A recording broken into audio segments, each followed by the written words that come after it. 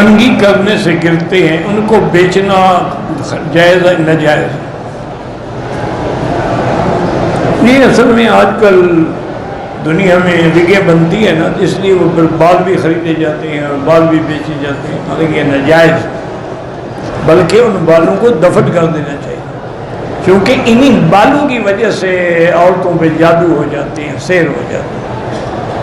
صحیح حدیث میں ہے کہ میرے آقا پہ، رحمت دو عالم محبوب دو عالم پہ جب جادو ہوا، لبید ابن العاصم ایک یہودی تھا جس نے جادو کیا،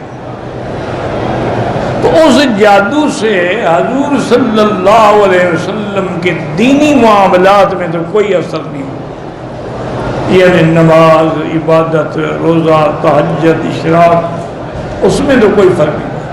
البتہ ذاتی معاملات میں فرق پڑ گیا کہ آپ کو خیال ہی نہیں آتا تھا کہ میں نے کھانا کھانا ہے نہیں کھانا، آپ کو خیال ہی نہیں آتا تھا کہ میں نے بیویوں کے پاس جانا ہے کہ نہیں جانا، اور کبھی ارادہ بھی فرماتے تو بیویوں پہ قادر نہیں ہو سکتے تھے ان کے حقوق ادا کرنے کے لیے، یہ اثر تھا جب۔ تو ایک دن حضور صلی اللہ علیہ وسلم سو رہے تھے کہ دو انسان آئے، اصل میں وہ فرشتے تھے لیکن انسانوں کی شکل میں تھے۔ ایک حضور کے سرانے کھڑا ہوا، ایک پاؤں سے۔ پاؤں والے نے پوچھا کہ ما بہذا الرجل، آپ پر کیا بات ہے؟ اس نے کہا مطبوب، یعنی مسحور، آپ پر جادو ہے۔ اس نے پھر پوچھا کہ من طبہ، کس نے جادو کیا؟ اس نے کہا لبید ابن العاصم نے۔ اور نے کہا کس چیز پہ جادو؟ فرمایا کہ مشتن، ایک کنگھی ہے، اس کے اندر جادو کیا گیا ہے۔ انہوں نے کہا کہ وہ کہاں ہے؟ انہوں نے کہا کہ فلاں جگہ جو ہے مقام، اس کے اندر جو کنواں ہے، اس کنویں کے اندر جو لکڑی ہے، اور لکڑی کے نیچے دفن ہے۔ اور یہ بتلا کہ وہ چلے گئے۔ حضور صلی اللہ علیہ وسلم نے حضرت علی کو، صحابہ کو ساتھ لیا، اس مقام پہ تشریف لائے۔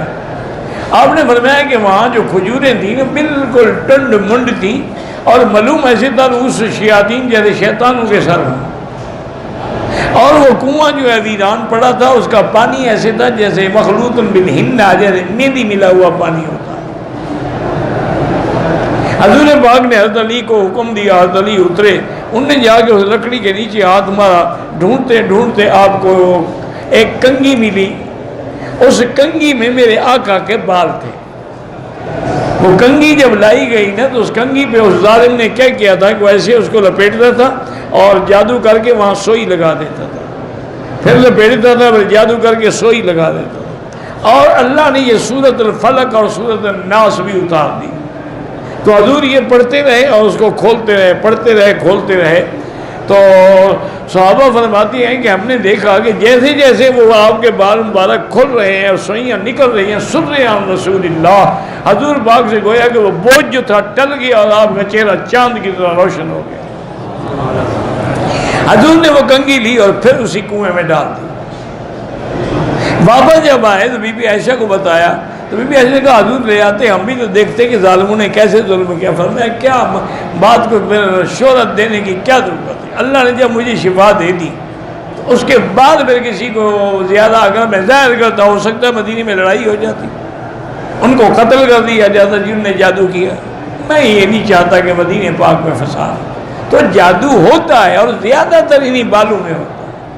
یہی ہے کہ یہ عورتیں غفلت کرتی ہیں، اپنے بال پھینک دیتی ہیں، یہی غفلت کرتی ہیں کہ حیض کی حالت میں ناپاک ہوتی ہیں، اور پھر یہ رات کو چھت پہ بیٹھی ہیں، انجوائے کر رہے ہیں، اسی وقت شیطان حملے کرتے ہیں۔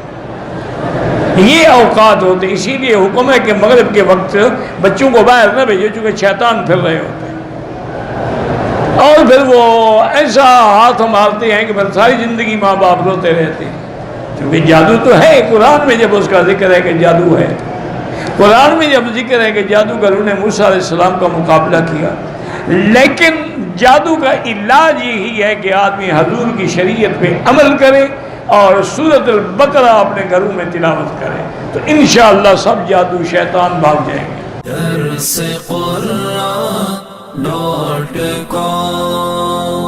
www.darsequran.com